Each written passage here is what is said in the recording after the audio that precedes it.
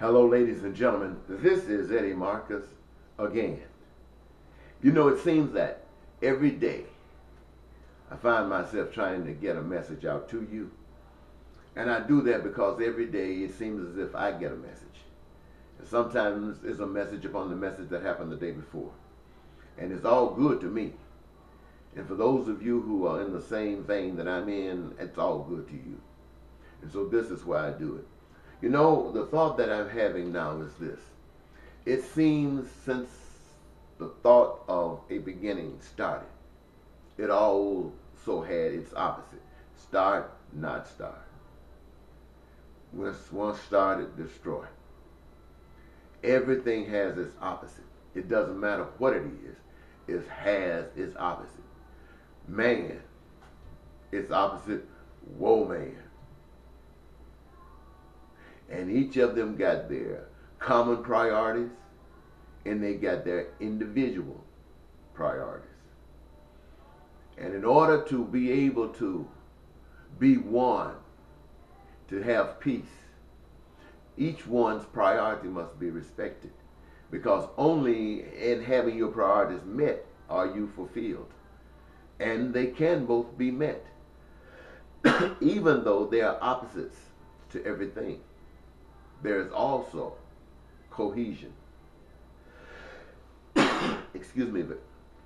And so I just wanted to mention to you, when you think about heaven as we've been taught about heaven,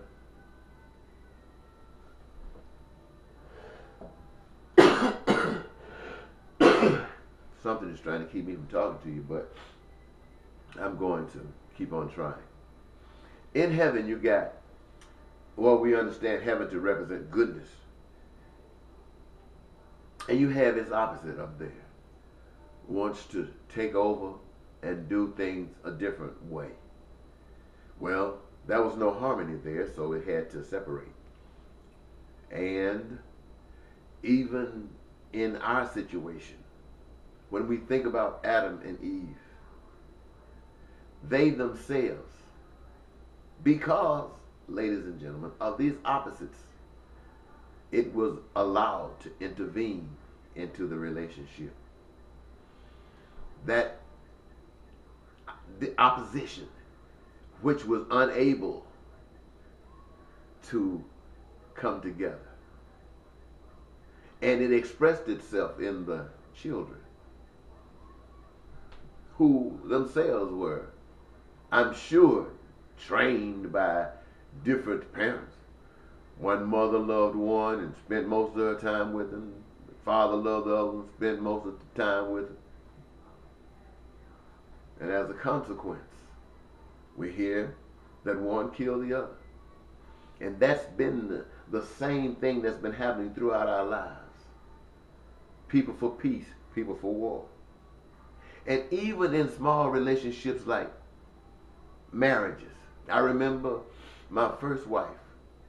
Oh, when I was a young man, I say when I was a child, even though I was in my 20s, had a child mind. I wanted to conquer the world, and my wife knew it, and we were just like that. But then one day, having been in the world and married for a while, my eyes began to open when I began to recognize the things that were happening right before my eyes.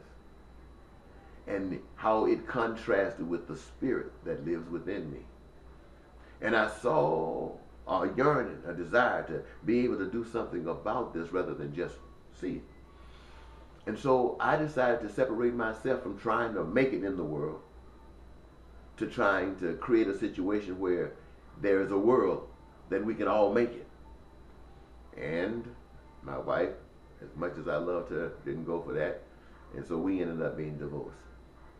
But that happens everywhere. You find family members against what you're trying to do if it's a deviate from the norm. You find people everywhere. They don't mean you any harm. They just know that this is not normal. And they want you to be normal, like they are. But if you got something special, you are not normal. You're special. And the special gives you the right to put your life on the line, to stand up, to represent that which is so special about you. So that means you might have to turn your back against your family. You might have to turn your back against your husband or your wife. You might have to turn your back against anything that will keep you from the prize. This is why when people get married, they should make sure that they get the person, the right person, which in essence means that God is putting you together. Because you're coming together, you're on the same vein. You're trying to do the same things. And one of you don't mind being the helper. You are helpers one unto the other. But smart enough to know that both can't be the head. And don't mind being subordinate to the head. And go forward and do something. God put that together. All this other stuff. Preachers die. Son or daughter take over the church. That ain't no representation of God. That's man. All of that is about man. If a person founded a church because his spirit wouldn't allow him to do otherwise, that was that person. And everything he taught was under his head and not out of his mouth. But when he died, that shut up. Somebody else coming along can't do that. You might as well shut that church down. Or let somebody else who's been called wants to get that building or want to get you as a member. All of that's good. But this passing stuff down, the father died, the son get it, or the daughter get it, that ain't no church. That has nothing to do with God. And so having said that, I want to say you got to put your focus on what you're going to do and don't let anything keep you from doing it. I'll talk more about this later. But for now, bye.